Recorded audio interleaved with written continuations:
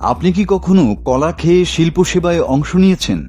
যদি না নিয়ে থাকেন তাহলে শুনুন, খাওয়া যায় এমন এক শিল্পকর্মের গল্প।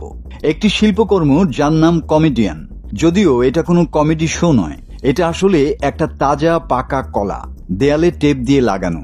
নিলামে এর মূল্য উঠেছিল $60 লাখ, প্রায় 72 কোটি টাকা।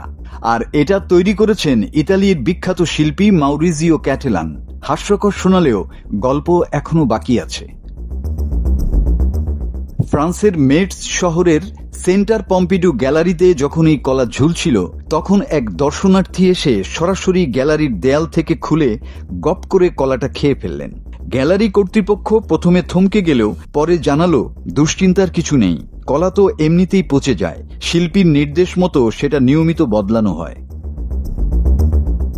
এই ঘটনা একবারই নয়, ঘটেছে বারবার।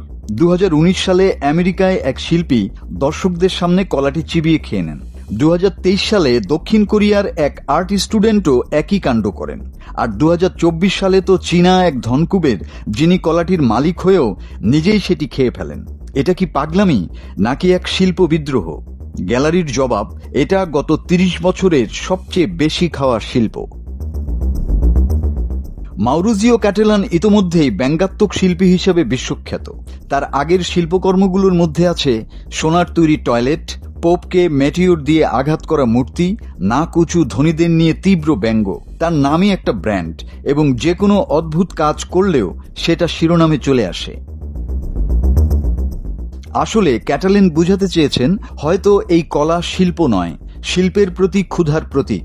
এটা আমাদের জিজ্ঞাসা করে, শিল্প কি শুধু চোখে দেখার জন্য, নাকি পেটে দেবারও যোগ্য? আর মূল্যবান কাকে বলে, একটি ফলকে না তার বার্তাকে? সবচেয়ে ব্যঙ্গাত্মক ব্যাপার হলো, শিল্পী নিজেই এই কলা দিয়ে প্রশ্ন তুলেছেন, শিল্পের আসল মূল্য কত? আমরা কি আসলে শিল্পের ভেতরের ভাব বুঝি, নাকি শুধু টাকার অঙ্ক দেখি? এই দৃষ্টিকোণ থেকেই কমেডিয়ান একাধারে শিল্প, ট্রল, ব্যঙ্গ এবং প্রতিবাদ।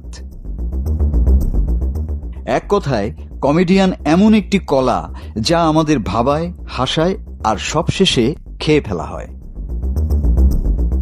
মাসুদ হাসান, বাংলা টিভি।